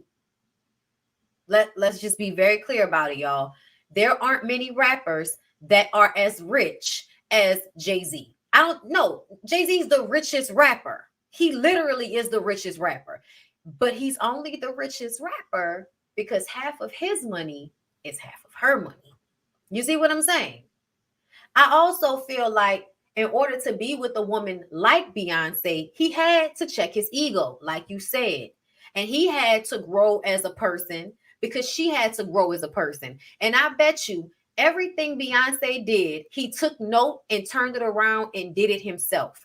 I bet you any money, every time she was elevating mentally, spiritually, energetically in her art form, it was inspiring him to continue to do the same. And if he had been like 50 Cent and Diddy and the rest of these niggas that just go get with women that they can suck from and use without giving back, without real reverence for how that woman being who she is, who she is, without any tampering. She doesn't have to be lower than me. She can be on the same level or higher than me, and I'm still doing better than these niggas. Like, you understand that? Beyonce told y'all a long time ago, who run the world? Girls. She told y'all that a long time ago. And I feel like Beyonce is one of those Black people that uses her money and her wealth to acquire more internal growing for herself, right? And so he's smart. And if you listen, I listen to both of the albums and their music, y'all. So this is why I know that the steps that Beyonce takes as an individual inspires Jay-Z to take steps as an individual. Like, she inspires him to keep elevating, to keep doing better, to keep doing more. It is his attachment to her that creates that. It wouldn't have been done without somebody like her. It wouldn't have. I'm sorry. If he would have got with a woman who was beneath him socially, economically, or in the entertainment industry, it would not have had the same effect. He would not have been able to stand out amongst Diddy and 50 and the other male rappers that made a lot of money in business and, you know, kind of mainstream themselves and did other things and became millionaires in their own right outside of music. A lot of them did that.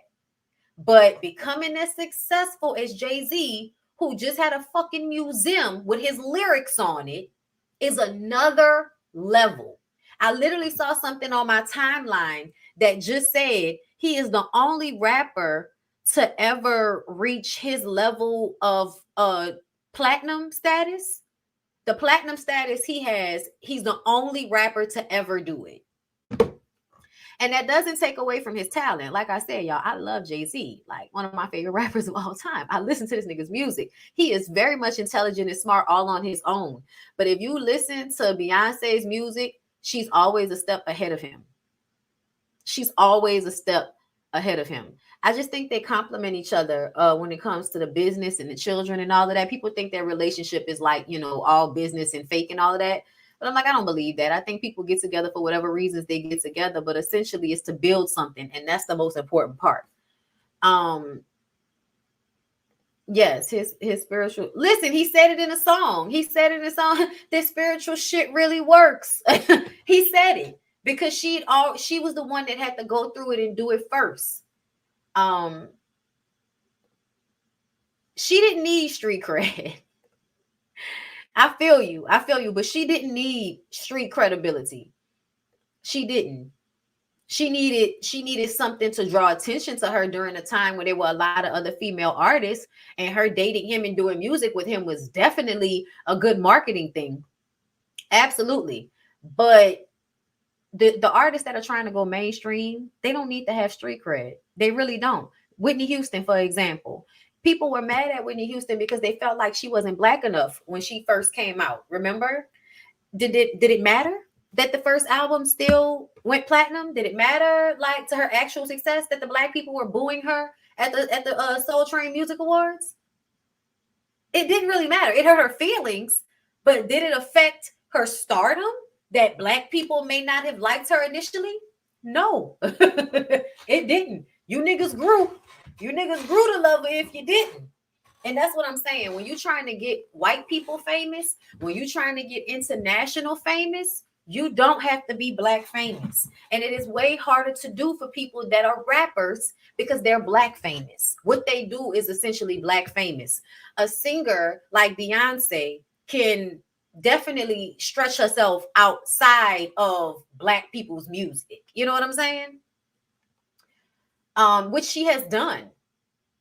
Like the song with Shakira, like, you know what I'm saying? Like, Beyonce was constantly stretching herself outside of, you know, hip hop and R&B. She would always come back and give us something, but she was constantly reaching outside of herself to make sure her brand wasn't just black people, to make sure it was international, to make sure white people could identify with her, because those are the people that are going to spend money. Like, we spend money, but white people spend money. Okay. Beyonce had it when she first stepped out. I remember when Destiny's Child first came out, it was just something about them and her.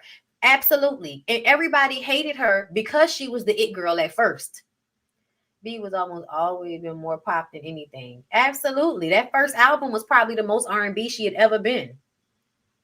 Hannah, yes, absolutely. I think he shares characteristics of her father.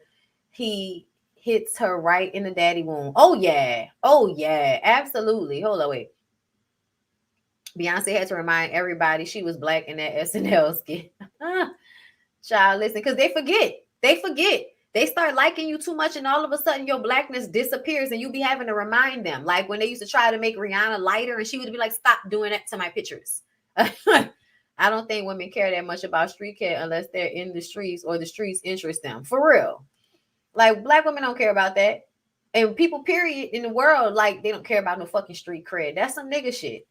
And we trying to get up out of that. I definitely think she had the it factor the entire time. And I don't like the way people try to act like Beyonce wouldn't have been successful if Aaliyah was still alive, because I don't believe that. I feel like Aaliyah would have been successful all on her own, as she was doing movies and everything else that she was doing. And Beyonce would have came up and did her thing. They had two different styles. They had two totally different styles. She definitely inspires him. She gives that big ocean energy. Absolutely. The children, like the life they created for themselves, that's that girl's manifestation. And I feel like she's been pulling him up with her along the way. But yeah, y'all, please leave Aaliyah alone. But let's go ahead and move on to, girl, this the last topic we're gonna talk about, I think. Which is the city girl. Well, not the city girl. I'm sorry, Suki. Let me pull it up, y'all. Suki with a good coochie. Girl, first of all. I'm trying to get my coochie scratched. I'm trying to get my coochie stretched and eat a nigga ass. Eat a nigga ass. We be eating niggas ass today in London. Period, baby. I'm trying to get this coochie stretched. Okay. So let me comment on this first.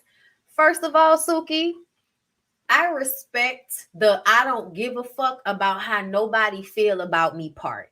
But why do you have to be so embarrassing to yourself? Like, I don't care about the clear people that were so astounded by her language. I don't give a fuck about them people because essentially, especially in London, have y'all ever seen TV shows, thriller shows and stuff like Luther and all of that are set in the UK? Them people are insane. Okay, they have to be so much more creative with the way they harm each other because they don't have guns like we do. So I don't give a fuck about the respectability politics of it. But why you gotta talk about getting your ass ate and getting your pussy stretched out in public like this? It's just shock jockey. It's not really who you are, and you're doing it for attention. You're doing it for the attention of the thirsty niggas who watch you, and for the ill-informed young women that may look up to you or enjoy your content. Okay, child, she did a song that she just posted, and I ain't gonna lie, that shit had me bopping. But it's a Manny Fresh beat. Well, lights when you find a protection. Now where in the whole wide world of Gator could you find another with a plush elevator, house real big, car real big, money real big? Let me tell you how I live. Like that, buy that, 24, buy that. Ladies, gentlemen, gangsters, pimps, mamas, daddies, stunners, shiners. I'm rich, bitch. I'm a fucking big timer. Came with a hood. Listen, y'all, that was like when I was in high school. That was my shit. So she did a sample. She sampled that song. Suki holds sexual images to please men. She appeared to all of this for male gaze. Yes, so she appeals to their lower, most disgusting, animalistic, I want to suck farts out of your ass type of thing. Yeah, we talked about 4. We did talk about 4. I don't remember which live we talked about him, but baby, we talked about him already. But Suki said some shit in her interview with Armand Wiggins that really made sense, and I wanted to go back to that and just listen to some of the clips. So let's start here. People, I respect Kim. I respect Foxy. I respect Nikki. I know I'm not gonna get no Nikki feature. Hey, don't say that. Come on, listen. I know why you feel like you cannot get? I'm not gonna get no Nikki feature. I'm not gonna get no Nikki feature. Because you was in the WAP video. That's what you feel. I don't know. Maybe that's what Tasha K said. But listen, at the end of the day, I already know I'm not gonna get no Nikki feature. But that ain't gonna stop me from loving her. No, that's not gonna stop me from loving her because her flow and the shit that she did. I'm a real bitch because I don't give a fuck. I'm gonna tell you, I don't give a fuck if a bitch don't like me or not. But I'm gonna still say I like you. Yeah, that's just it. That's a real barb. You got me blocked too, but I like her. Well, you ain't blocked. I'm not. I don't know if I'm blocked or not. But at the end of the day, I'm gonna say, you feel my fuck with you. I already know I'm not gonna get no feature from Nikki. That's cool. I fuck with you. You don't pay though. She might give you one. I don't. Shut up, Armand. Keep trying to set this girl up when she trying to make her fucking point. She ain't begging for this bitch approval is what she's saying. I respect her, but I ain't begging for her fucking approval. I like her, but I ain't tripped out over it. I'm sorry, but I respect it. I'm not, but it's okay. We fucking people. I respect Kim. I respect Foxy. I respect. I respect you saying that shit and being real with yourself. Because some people be embarrassing themselves over there. Oh, the situation with YK Osiris, we were on set. We were filming for a basketball game, and I was filming, and I happened to see him over there, and he had came over. He came over to say hi. Me and him chopping it up. We talking and stuff. I ain't going to do that. Everybody's seen it. He reached. I don't want to go nowhere where y'all feel like that. Massaging my shoulders. And you were okay with that? Yeah, it was cute, but I was like, okay, because I was cool the day before. Yeah, like we cool. We cool. Like you feel me? I'm. That's the first time that I met him. Okay. In person, but everybody knows him. Right. Yeah, the vibes is all right because I honestly feel like he's a respectful young man. Right. So he's not. He came over there and we're filming, mind you. So this is a big opportunity. That's delusional. It's delusional and out of fear that she's still speaking on him in this manner. she's still speaking like somebody that's scared to say how they truly feel about a situation because they don't want to be reprimanded. They don't want the niggas in the industry to change and switch up and treat her like, you know, she can't be trusted and they'll ostracize her. We already know. So the way she talking is coming from a place of fear. As far as I'm concerned, I can hear it in her in the tone of her voice. For me. And I don't want to look problematic in this male-dominated industry or television show. You know, I'm just I'm having a good time. Keep a smile on my face. Keep a smile. He had reached in for a kiss, and it was like he don't really know who I am. Like he don't know how I do. So I just feel like maybe he didn't read the room as good, and it's okay. Okay, Hannah. He had her on a leash and she accepted it. He had her on a leash for a music video. And yes, she is like conflicting within herself. She is. Most women are. But to me, she's no different than any other woman when I hear her making excuses for the way this man did her. She doing the same thing all of the other bitches do. When we make excuses for niggas that's treating us bad because we still want to have their respect, their admiration, or their validation, whatever the fuck it is, okay? But that was for a music video, and I feel like the music video is one thing. We're trying to be shocking, but we're up here on a panel, and you walk over to me and start feeling on me and try to stick your tongue down my throat. I don't care if she agreed to suck his dick yesterday. If she was not comfortable with what he did in front of all of them people, he should have stopped. And he knew she was uncomfortable because she was moving away from him versus how Suki normally is when she bout some shit, she rah-rah. She eating his ass. She's eating his ass. She was not comfortable. And she keeping it cute out of fear. I want the young girls to wake up, but I hear what she's saying. People make mistakes. You try to kiss me, you know. Look. No. Yeah. So she did to me, the fact that she did this is enough for you to know that you don't have consent to continue. And you still tried to strong arm her in it. And the niggas sitting next to her looked in the opposite direction as if they did not give a fuck and they were not about to act like they gave a fuck. And I'm going to keep saying it because all of these niggas are weak. All of these niggas are pussy. And that is the reason why they don't protect black women, because they're too scared to. The only people that protect black women are other black women, as far as I'm concerned. Okay? Now, y'all we're not speaking for you individuals out there that's going to take care of your specific black woman or your mama or your sister, but in general, to me, I will see black women jump up and say something about something that's going on before a black man does it. He the one with the physical power to actually do something about the shit, but he won't say anything because he needs validation from the other weak ass niggas in the room. So he gonna turn his head and watch, because you see what's going on. Turn your head, absolve yourself, and allow for this moment to take place. Like you don't have fucking daughters, Lil Duval. Oh yeah, have you ever responded about those tweets?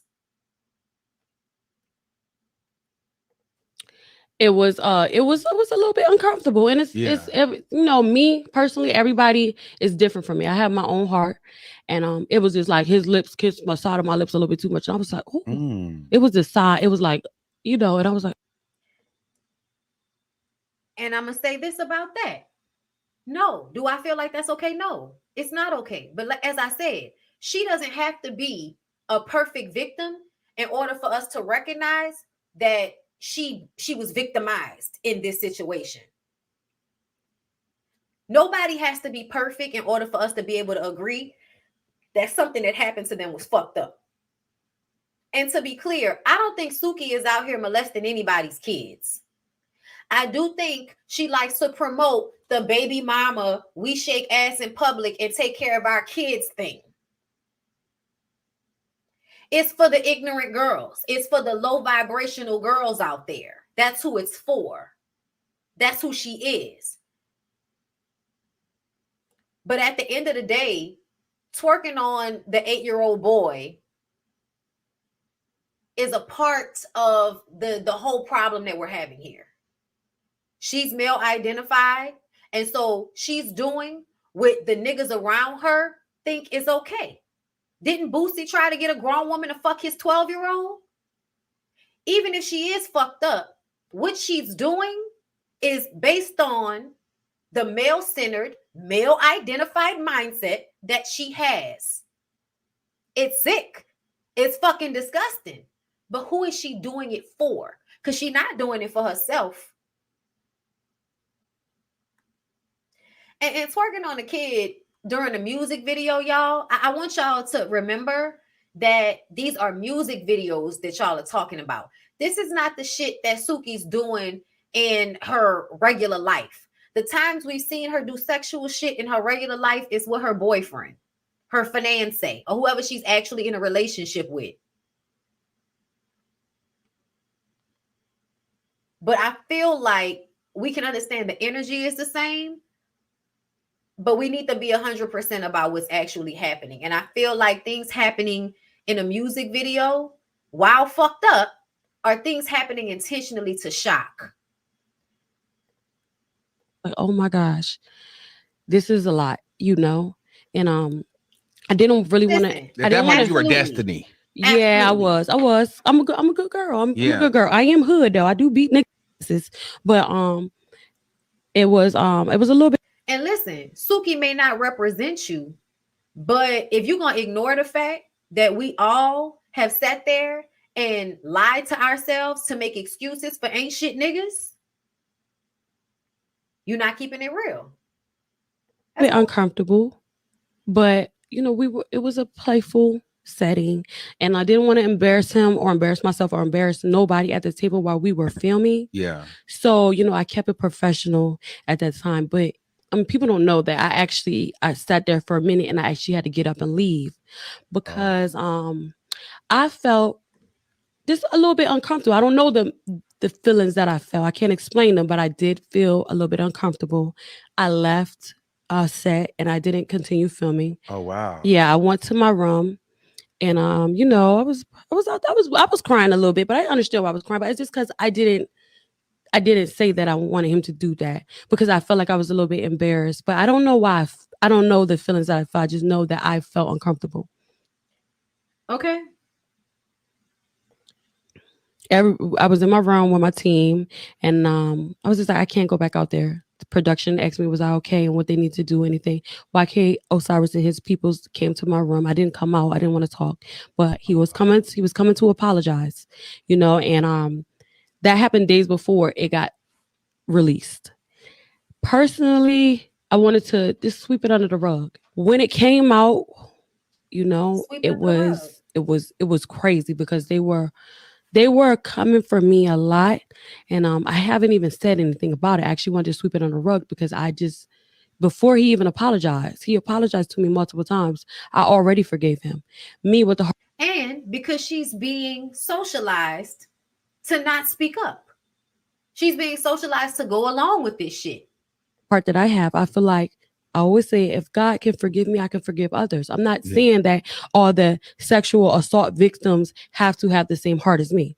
Mm-hmm. You don't have to forgive if you don't want to, but I'm a woman of God, and I feel like if God has a woman of God, girl, you're not a woman of God when you sucking dick on your little boyfriend on camera and throwing up. But you a woman of God when it comes time to forgive some stupid ass nigga for forcing himself on you. Girl, okay. All of the city girls, they need therapy. One more, y'all. One more. Hold up. Where is it at? Because this the one that really prompted. So let me ask you this, because you are colorful and sexually liberated. Like even right now, you're going viral on Twitter for a released OnlyFans that you were playing with yourself, and it's apparently 100% piss is what people are saying. Yeah, it was 100% piss. I love pissing. Okay. I love to pee on myself. Okay. And some of the comments are really disgusting. Well, no, the thing is, I'm a disgusting person. So it's just like, people been knew that about me. I don't give a fuck. Y'all can keep posting my OnlyFans videos. I mean, I don't do OnlyFans no more. But what do you say to them that say she's a terrible representation for Black women? Stop posting her. She's disgusting. I feel like when they say disgusting, they're not fucking lying. I feel like the people ain't, if you, whatever you heard about me is the truth. I don't give a fuck. You know how you break all barriers? You break them by telling them everything. Yeah. So now that I told you everything, is no exposing. Like it is what it is, bitch. I did OnlyFans during the pandemic.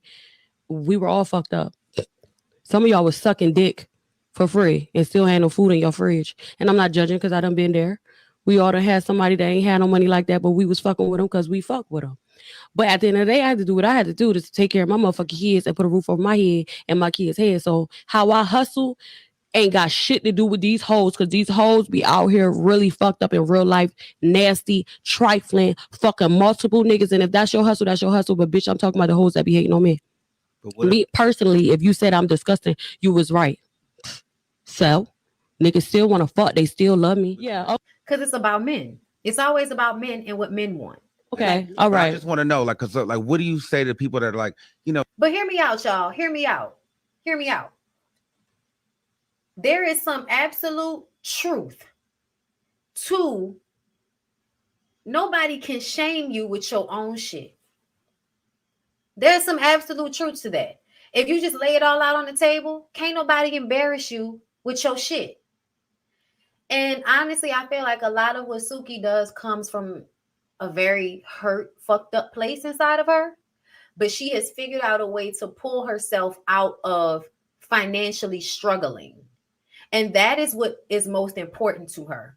So she's going to show y'all, she's going to shock y'all, she's going to say disgusting things, she's going to do disgusting things, she's going to do whatever to make the money so that she can get herself out of the dire straits that her ass was in before all of this.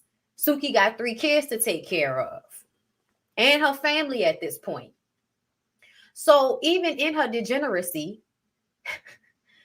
even in Suki's bottom level degeneracy, low vibrational, male identified, doing everything disgusting for a nigga mind, even in all of that, y'all, Suki is still not laying up on the side of the fucking road, drunk or high.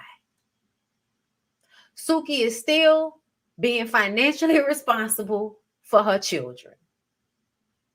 Suki is still somewhere providing, protecting, and gathering checks so that she can provide for her children. She may be wayward. Her mindset is fucked up. I'm not disagreeing with y'all. She don't represent me, but she represents a certain population of Black women. She does. She represents the lower level young women out there that have to struggle and have had fucked up things happen to them in their lives. So this is the space that they come from. Transactional. Get it by any means necessary, because laying down and fucking some nigga or not even fucking some nigga, because I feel like Suki not even a fuck for a buck girl, but she gonna do disgusting shit on camera. She gonna do disgusting shit on camera. But when she was doing her OnlyFans, she wasn't getting fucked by no random niggas or nothing like that for OnlyFans. So I just want everybody to pay attention that even at the fucking bottom, the women are doing better than the niggas. I don't know what else you want me to say. I don't know. But that's what I see. That even these girls at the bottom of the barrel, like fucked up, they still doing better than most niggas. That's what I see. I'm sorry, y'all. That's what I see. You know. Anyway, let me see what you guys are saying in the comments before I get off of here. She uses this persona as her way of life and refuses to apologize for it. I'm not mad at her for it because I see it for what it is, despite it not representing me. True. And that's what I'm saying. I see it for what it is. It's a means to an end. And I feel like a lot of people do shit that they don't want to do. A lot of people do shit that they're not comfortable with. A lot of people do shit that make them unhappy for way less amounts of money. So whatever is comfortable for her to make her ends, I can't really judge her. Not really. I could hope for better for her. I can recognize the issues and the problems I see in her, but ultimately I can still say that she out here doing much better. And ain't really caught no charges. Not in a minute. She caught one charge for fighting a girl, I think, but that got resolved and she ain't had an issue since. She learned her lesson. I have a problem with people subscribing to certain people's OnlyFans just to record what they see and sell it to the blog to try to shame them. I know, right? Like, you paying for the content, so obviously somebody wants to buy it, but y'all want to spend y'all time slut shaming women all the fucking time.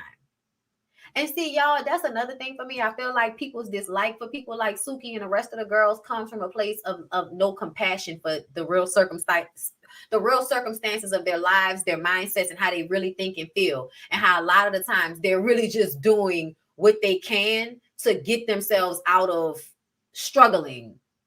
Like, a lot of the time. And it's more than what these niggas do. These niggas give them babies and go to jail. These niggas give them babies and run.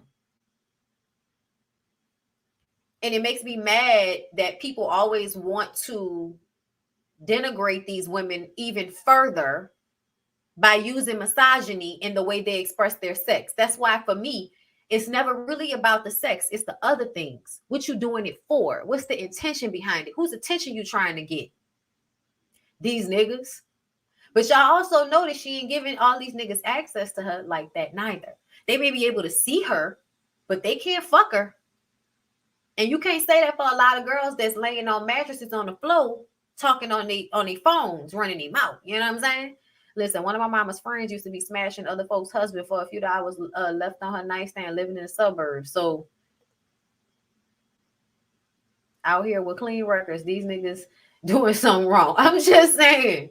Same with the city girls. We can say what we want to, but they've provided something for themselves that most niggas around them have not.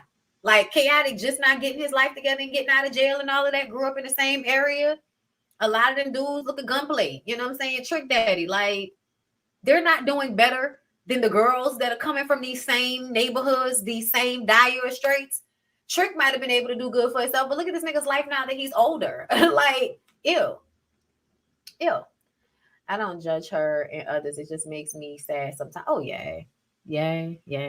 But that's why we're going to talk, y'all. That's why we got to talk about these things. That's why we got to make the commentary. That's why we got to put it out there what it truly and really is. And when they decide that they looking for it, when they decide that they ready to change their minds, when they ready to stand the fuck up, then they'll find the conversations that we having and they'll join. You know what I'm saying? I feel like I tried to stop a lot of people from making, some of the mistakes I made or I saw other people make through my commentary. So, that's the goal. That's the goal. But anyway, I hope y'all enjoyed today's show. I love y'all so much. Y'all came through the both shows. Y'all show love in the comments. I see y'all in the chat. Okay, look, work ain't nice, but it pays the bills. Yeah. Okay. Don't you worry, keep your balance. Okay, bitch, I grew up listening to Erykah Badu. Somebody been raising my frequency for years. Okay. All right, y'all. I love y'all. And I might pop on Instagram in a minute because I'm about to go outside. All right. So see y'all later. Bye.